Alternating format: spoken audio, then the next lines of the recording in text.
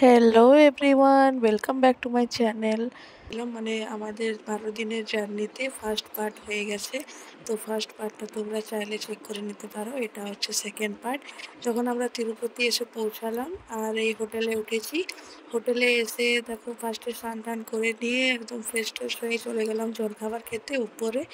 উপরের মধ্যে একটা হল করাই আছে, ওখানে জলখাবারের ব্যবস্থা ছিল আর রান্না হচ্ছিল। এই দেখো একটা পুরো হলের মতো। আবার যখন যাবো হয়তো কোনো দিন, তখন দেখবো এটা পুরো কমপ্লিট হয়ে গেছে।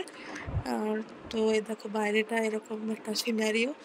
আর এখান থেকে তোমার দূরে পাহাড় দেখা যাচ্ছে, যেখান থেকে তিরুপতি বালাজি মন্দিরটাও ভিজিবল, কিন্তু দিনের বেলা রাতের বেলা অতটা দেখা যাচ্ছিল না।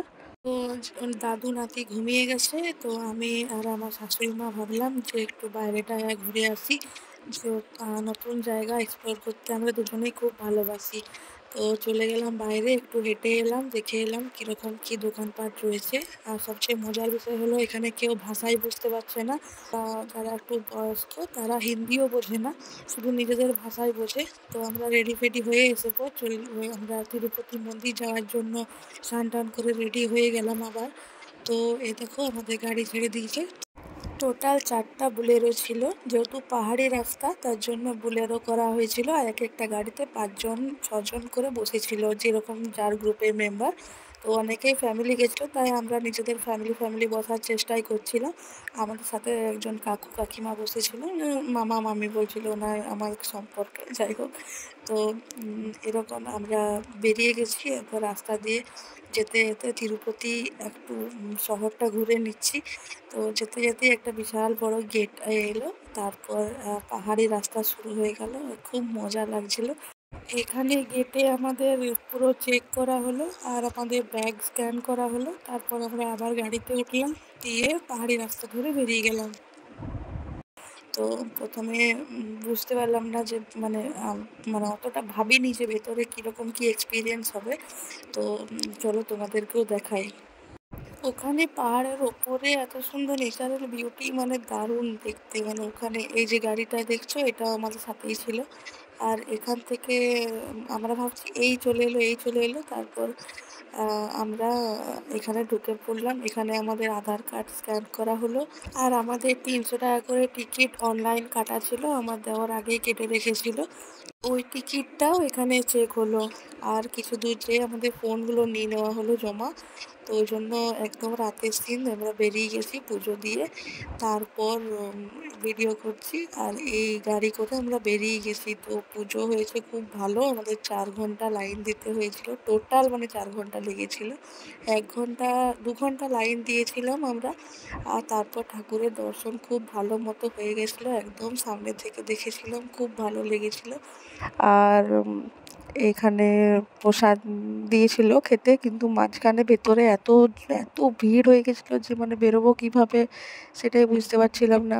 এটার জন্য একটু বেশি টেনশন হচ্ছিল, কারণ ও এত ভিড়ে শুধু আমার কোলেই চেপেছিল। আমি ওকে অতক্ষণ ধরে কোলেই রেখেছিলাম, কোলে নিয়ে ওকে ঠাকুর দেখেছি।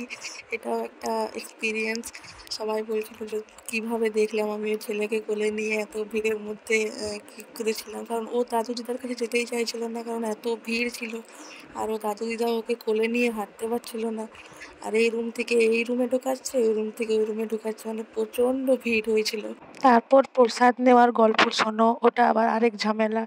আমাদের মানে প্রথমবার দর্শন, তো তো আমাদের টিকিটের মধ্যেই 8টা লাড্ডু এক্সট্রা কাটা ছিল।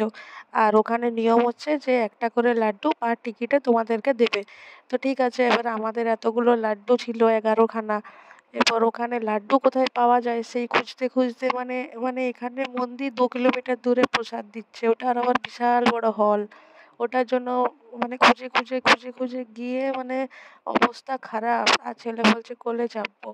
তো ওখানে গিয়ে আবার নতুন সিস্টেম যে একটা করে থলি নিতে হবে, থলিতেই দেবে, নাহলে দেবে না। তো ওখানে থলি ভিতরে প্লাস্টিক দিয়ে ওখানে 11টা লাড্ডু কালেক্ট করলো, আবার লাইন দিতে হলো, মানে প্রচুর অসুবিধা। তো ওখানে দিয়ে পর আমরা আবার বাইরে বেরোবার গেট কোথায়, গেট তো পেলাম, আবার ফোন জমা দিয়েছি, সেই কোন গেটে ফোন নিতে হবে সেই ঝামেলা। আবার কোথায় খুঁজবো সেই গেট, তার মধ্যে ফটোগ্রাফাররা বলছে ফটো তুলো, যেহেতু ফোন নেই তাহলে আমাদেরকে ফটোও তুলতে হলো। ফটো মানে আমরা ইচ্ছা করেই তুললাম, একখানা ফটো তুলেছি। তো আমরা সবাই ফ্যামিলি মিলে, আর তখন আর শরীর দিচ্ছে না যে আমরা আর ফটো তুলি, আর ফোনটা নিয়ে এসে ভেতরে ফটো তুলি মানে আর ইচ্ছা করছে না তখন।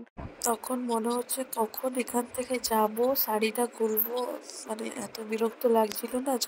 তারপরে রাতের ভিউটা দেখতে দেখতে আসছিলাম, এত ভালো লাগছিল, পুরো শহরটা উপর থেকে দেখা যাচ্ছিল আর পুরো লাইটে একদম মিটমিট করছিল, আর উপর থেকে আমরা পাহাড় থেকে নামছি আর ওটা দেখতে দেখতে মানে এত সুন্দর লাগছিল, মনে হচ্ছিল নিচে যেন তারার মেলা আর আমরা আকাশে আছি।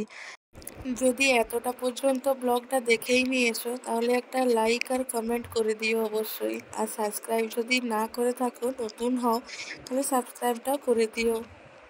তারপর রুমে এসে প্রচণ্ড টায়ার্ড, আমরা রাত্রে খাওয়া দাওয়া করে শুয়ে পড়েছি। এবার চলো কালকে দেখা হচ্ছে। তো পরের দিন আমরা জলখাবার খেয়ে নিচে চলে গেলাম, ওখানে অনেক জিনিস বিক্রি করতে এসেছিল, এই আলপনার স্টিকগুলো বিক্রি হচ্ছিল, ওইগুলো কতগুলো কিনলাম।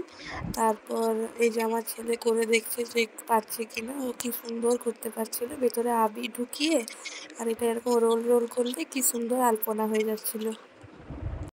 তারপর আমরা আবার নিচে চলে এসেছিলাম শুতে, তারপর এখন যাচ্ছি চা খেতে। তো উপরে চলে গেলাম চা খেতে, তারপর উপর থেকে একটু সানসেটের সৌন্দর্যটা দেখলাম, তিরুপতি লাস্ট সানসেট। তারপর আমরা রাতে বেরিয়ে যাব। তো নিচে দেখলাম আরও অনেকগুলো দোকানপাট এসেছে, তো ওখানে গেলাম দেখতে। তো এখানে অনেক মালা এই সকল বিক্রি হচ্ছিল, আর এখানে একজনকার সাথে আলাপ হলো, একটা আন্টি আর একটা আঙ্কেল। তো ওরা খুবই ভালো ছিল, এই আন্টি আর ওনার হাজব্যান্ড, এটা আঙ্কেল, ওনারা গুজরাট থেকে এসেছিলেন। ওদের সাথে এত ভালো সম্পর্ক হয়ে গেল। তো দেখো আমাদের চেক আউট করার সময় চলে এলো।